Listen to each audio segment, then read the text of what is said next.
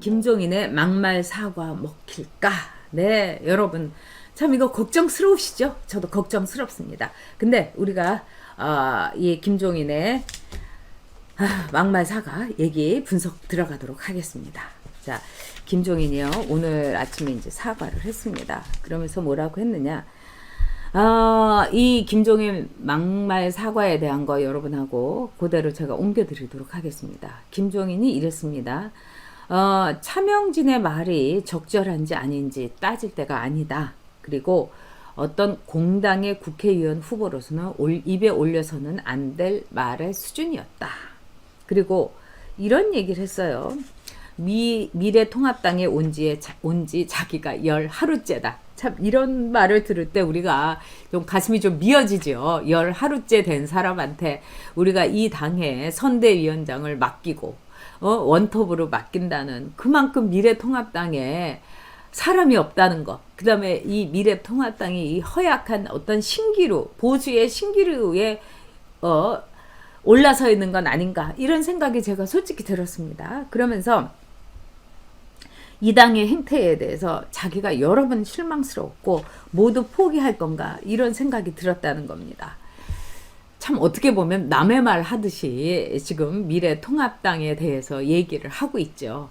제가 이런 말을 들을 때 억장이 솔직히 무너집니다. 우리는 미래통합당에 대해서 참 절절한 심정으로 미래통합당을 미워도 다시 한번 밉지만은 내가 낳은 자식인데 어떻게 하겠느냐 이런 심정으로 내가 낳았고 내가 키운 자식인데 어떻게 하겠느냐 그런 심정으로 우리가 지지하고 있지 않습니까? 그런 점에서 김종인이 이렇게 말을 하는 거에 대해서 사실 저 억장이 무너졌습니다. 그런데 김종인이 마무리로 이렇게 얘기를 했습니다. 생애의 마지막 소임 시작했다. 날아가는 방향 되돌리려는 목소리 이거 가지고 시작했다. 이 나라 죽느냐 사느냐가 걸린 선거다. 이렇게 얘기를 했습니다. 자, 차명진을 제명하겠다는 어제 김종인의 그 결정에 대해서 지금 뭐 미래통합당의 게시판 전화 이거 완전히 이 불통이라고 합니다. 그래서 우리 성리모님도 막 전화를 하셨는데 뭐 우리 성리모님 대단하시죠. 그랬는데 불통이더라. 이렇게 얘기를 했습니다.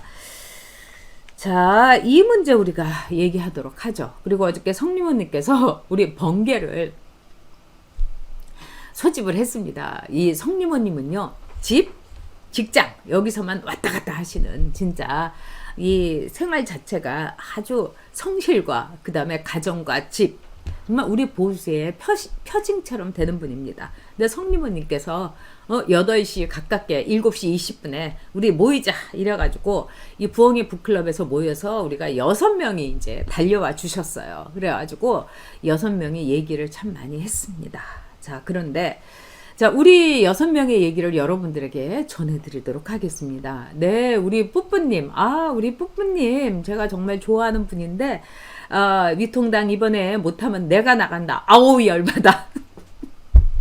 바로 그런 심정으로 우리가 6명이 모였어요.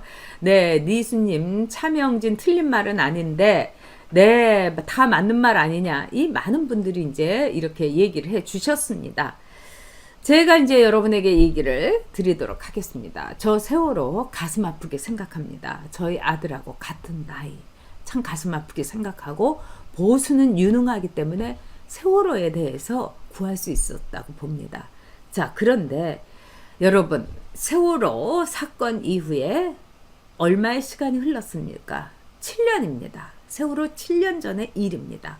그리고 우리가 조선시대에서 그 극진한 부모 상의 경우도 3년을 치렀습니다. 그 3년이라는 건 뭐하냐? 뭘 의미하느냐? 세월호 역시 3년으로서 우리가 전 국민이 가슴 아파하면서 이제 마무리해야 된다는 겁니다. 근데 이 세월호가 제가 보기에는 초기에 그 국민들의 그 슬픔, 우리 국민들이 다 슬퍼하면서 모금도 해줬고 충분히 그분들의 아픔에 대해서 제가 보기에는 우리 국민의 애통함 다 모아졌다고 합니다. 근데 그 이후에 세월호는 완전히 정치 조직화된 거예요. 진짜 슬픈 분들은 가슴에 먼저 간 자식은 가슴에 묻는다고 하지 않습니까? 근데 그런 분들은 가슴에 묻고 나머지 정치 조직화된 분들이 말하자면은 뭐 조국 수호 거기에 뭐 무대에 올라가 있는다든지 제가 보기에는 이건 아닌데 분명 아닌데 이렇게 봅니다. 자, 그런데 이제 차명진 의원의 말에 대해서 차명진 의원은 그동안 세월에 대해서 저와 아마 같은 뜻을 얘기를 했을 겁니다. 근데 차명진 의원의 후보의 표현 방식 이게 저는 너무 거칠었다고 생각합니다. 무슨 뭐 뼈를 발랐다, 뭐 회를 쳤다, 뭐 징하다. 이거는 사실은요. 어떤 남의 슬픔에 대해서는 그런 식으로는 표현이 적절하지 않았다. 이렇게 생각합니다. 여러 가지 표현 방식이 있을 수 있어요. 그리고 차명진 의원이 자기의 표현이 거칠었다는 거에 대해서는 사과를 일단 했습니다. 그런데 그 상대인 민주당에서 그걸 다시 꺼낸 거예요. 김상희가요. 그런데 차명진 의원이 말하자면은 텐트 안에서의 문란 행위에 대해서 아주 그것도 이제 굉장히 이렇게 직설적인 표현으로 한 겁니다. 이제 쓰리썸이라는 거. 이게 이제 OBS를 통해서 다 나갔고요. 저는 차명진 의원이라든가 김대호 이 후보라든가 다 알고 있는 사람입니다. 그리고 차명진 의원을 더 잘 알고 있어요. 그런데 김대호 후보는 정말 억울하다고 생각합니다. 저는 솔직히 말해서. 그리고 김대호 후보에 대해서 이 꼬리 자르듯이 이렇게 내친 거 저는 김대호 후보는 굉장히 억울하다. 아주 순진하고 어떻게 보면 너무나 이 김대호 후보의 삶 자체가 그냥 직방으로 가는 거였는데 이 차명진 후보의 같은 경우는요. 차명진 의원은 재선 의원이고 후보는요. 그리고 굉장히 어떻게 보면은 이런 사안을 다 알 수 있는 사람이었어요. 그런 점에서 차명진 후보가 제가 보기에는 표현의 적절성 이게 참 문제였다. 이렇게 봅니다. 그래서 어저께 여러분들에게 이런 이야기를 말씀을 드리도록 하겠습니다. 네, 맞아요. 산노을님, 춘천의 김진태 의원 선거운동 방해하러 나타난 세월호 유가족 집단. 이분들은 이제 세월호를 더 이상은 팔아서는 안 됩니다. 자기 자식을 이름을 팔면서 특정 정당에 대해서 선거 유세를 방해하고 이거는 아니지 않습니까? 정말로 이 정치에 대해서는 어떻게 보면 딱 담을 쌓아야지 어린 아이들이 무슨 자기 이름을 특정 정당을 지지하고 특정 정당에 선거 방해를 하고 앞서간 자식들이 그거 원했겠습니까? 그거는 절대로 아니라고 생각을 합니다. 근데 어저께 오신 6분들, 우리 성림원님이 소집을 하신 6사람의 말하자면은 우리 우파 보수들이 얘기를 나눴습니다. 우리가 이제 심리학에 있어서도 뭐가 있냐? 이 여론조사에서도 그룹 인터뷰가 있었습니다. 그거하고 똑같이 우리가 그룹 인터뷰를 했어요. 많은 분들이 차명진 의원에 대해서 저런 식으로 어떤 식으로 정말 10하루 만에 이 당에 들어온 김종인하고 이 당에서 뼈를 묻고 정말 고생을 많이 하고 그런 차명진하고 비교가 될 수 있느냐. 우리가 그 차명진 의원의 억울함에 대해서 5명이 다 열을 받았어요. 저를 포함해서. 근데 이제 마지막으로 또 이렇게 조인한 분이 있었습니다. 근데 이분은 뭐 열렬 우파예요. 그런데 이 보수분이 어떤 얘기를 했느냐. 자, 지금 중도를 모아오고 무당파들의 중도 무당파가 앞으로의 선거를 결정하는데 그런 점에 있어서 이 김종인의 말이 자기는 먹힌다고 본다. 아주 냉정하게 말씀을 하신 거예요. 그래서 우리가 이제 그 말을 이렇게 받아들이면서 그렇다. 이번 선거에서 무조건 이겨야 된다. 선택지가 없다.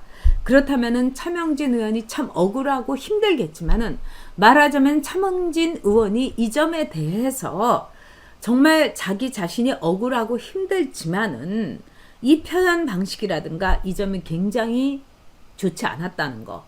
이게 굉장히 서걱거렸다는 거. 그리고 가세연에서 막 자기네들끼리 이제 웃으면서 뭐 쓰리썸에 대해서 막 얘기하고 저는 이런 거 잘못됐다고 생각합니다. 왜? 이 점은요. 앞으로 그들의 몫으로 남겨둬야 되는 거예요. 그리고 이제 이 세월호 텐트 안에서의 문제는요, 반드시 저쪽에서 증명을 해야 됩니다. 그리고 자기네들끼리 조사를 하겠다고 하고 검찰에 고발을 했으니까 이제 그거는 고발로서 그 전모가 드러날 겁니다. 그런 점에서 이제 차명진 의원이 일종의 폭탄을 저 세월호 텐트 안에 던졌다. 저는 그렇게 생각을 합니다. 그래서 루키루님 말씀대로 소탐 대시를 하지 않겠다는 나름대로 고륙지책이다. 이 김대호하고 이 차명진 의원은 약간의 표현이라든가 또는 온도차가 있었다. 저는 이렇게 봅니다. 그래서 우리가 참 억울하고 가슴 아픕니다. 차명진 의원에 대해서. 그렇지만은 냉정하게 가야 된다. 그래서 이 폭탄을 저들에게 차명진 의원이 투하한 것, 이것만으로도 저는 소득이 있었다. 이렇게 봅니다. 그리고 텐트 안에서 그런 짓을 한 사람들은 제가 보기에는 인간이 아닙니다. 동물도 그러지는 않아요.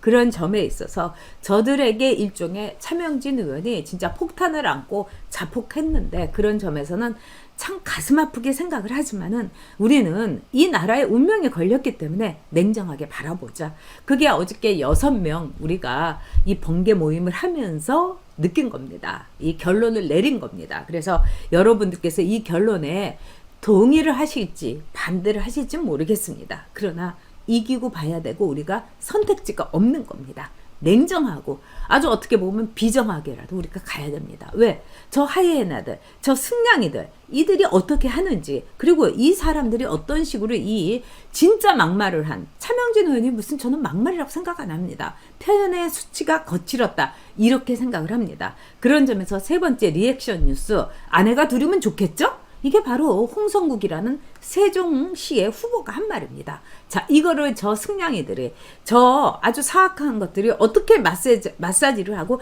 이거를 꽉꽉 눌렀는지를 우리가 한번 볼 필요가 있습니다. 점검을 할 필요가 있습니다. 저들은 저런 식으로 한다 이겁니다. 자, 그런 점에서 여러분들께서 이 문제에 대해서 이제 우리가 아주 냉정하게 여기에서 동전의 뒷면은 뭐고 동전의 앞면은 뭐냐, 이거를 생각하셔야 됩니다.